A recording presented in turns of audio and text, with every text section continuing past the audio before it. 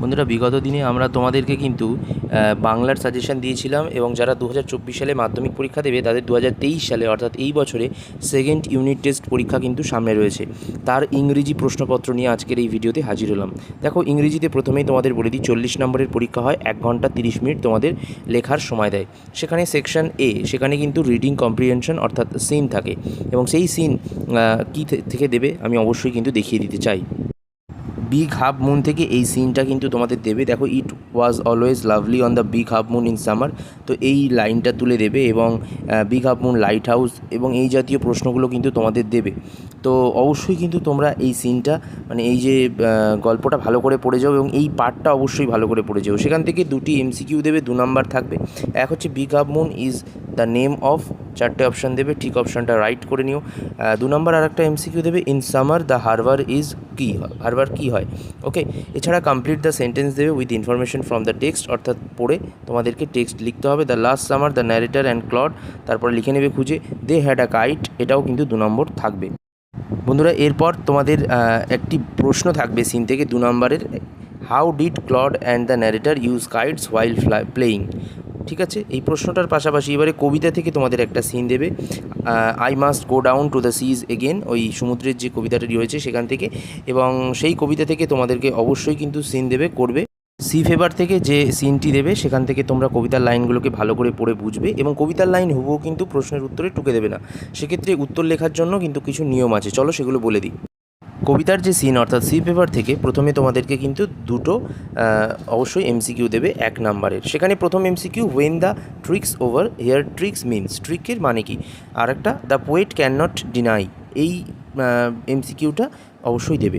এরপর দেবে প্রশ্ন, what is the wind compared to, আর আরেকটা দেবে, what kind of the does the poet desire for.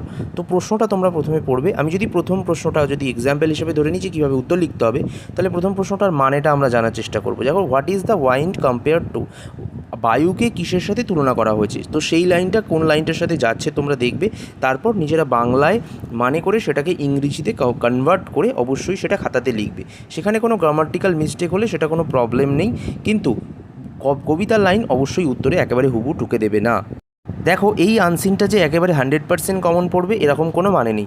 আমরা একটা এক্সাম্পল দেওয়ার চেষ্টা করেছি, সেক্ষেত্রে সিন কমন পড়তে পারে, আনসিন কিন্তু কমন পড়ে না। তাও আমরা দিয়েছি সুন্দর পিচাই সম্পর্কে একটা ছোট্ট প্রতিবেদন, এখানে টাইমস অফ ইন্ডিয়া থেকে তোমাদেরকে দিয়েছে।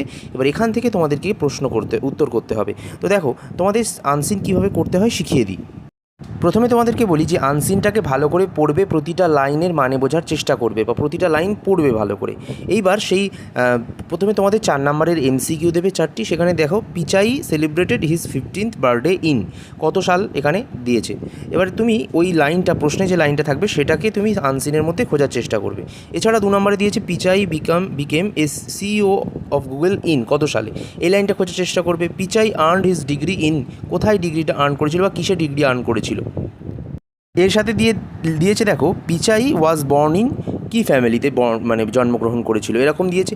এর পাশাপাশি দেখো 1+1 × 2 অর্থাৎ 4 নম্বরে দেখো একটা সাপোর্টিং স্টেটমেন্ট দিয়ে এখানে বলেছে, দেখো, each of the following statement is either true or false. যদি ট্রু ফলস দিয়েছে, ট্রু হলে টি লিখবে, তার সাপোর্টিং স্টেটমেন্ট দিতে হবে। এবার এখানে অনেকে সাপোর্টিং স্টেটমেন্ট লেখে না, সেক্ষেত্রে কি তোমরা নাম্বার পাবে না?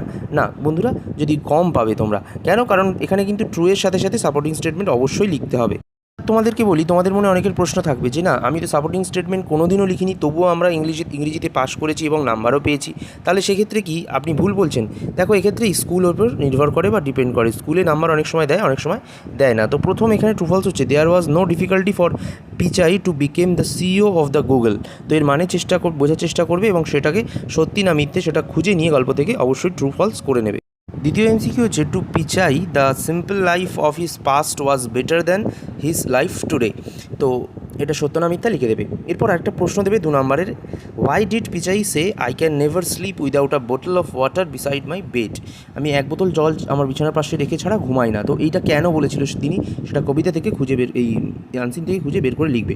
এরপর গ্রামার থাকবে 3 নম্বরে, সেটা fill the blanks, article preposition থাকবে 3 নম্বর, এ অ্যান্ড দি। এক্ষেত্রে বলে রাখি, ভাওয়েলের আগে অ্যান বসে, দা কোনো নির্দিষ্ট জায়গার আগে বা নির্দিষ্ট স্থানের আগে, নির্দিষ্ট নামের আগে বসে, আর এ বসে কনসোনেন্টের আগে।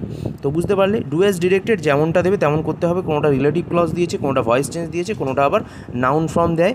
এইভাবে কিন্তু তোমাদের 3 নাম্বারের অবশ্যই ডু অ্যাজ ডিরেক্টেড থাকে। বন্ধুরা এরপর 6 নাম্বারে 2, 2, 4 অর্থাৎ এখানে 4 মার্কসের দেখো দুটো ফ্রেজাল ভার্ব থাকবে। এই ফ্রেজাল ভার্বটা কিন্তু অবশ্যই ফ্রেজাল ভার্ব না, এটা ওয়ার্ড মিনিং থাকবে। গো আফটার আর সেকেন্ডারি, এই দুটোর মানে কি অবশ্যই তোমাদের আনসিন থেকে খুঁজে নিয়ে লিখতে হবে। এরপর রাইটিং স্কিল থাকবে 10 নাম্বারের, যেখানে একটিই দেয় রাইটিং স্কিল, সেখানে কখনো কখনো কোথাও দিয়ে দেয় বায়োগ্রাফি।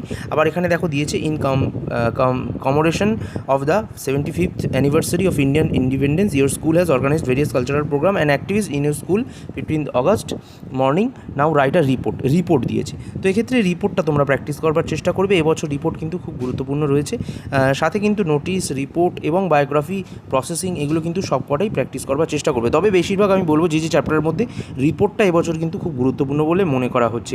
অবশ্যই বন্ধুরা শুভ ক্লাসেস স্টাডি সাবস্ক্রাইব করো এবং পরবর্তী ভিডিওর জন্য অপেক্ষা করো। পরবর্তী সাজেশন নিয়ে আমরা হাজির হব নেক্সট ভিডিওতে।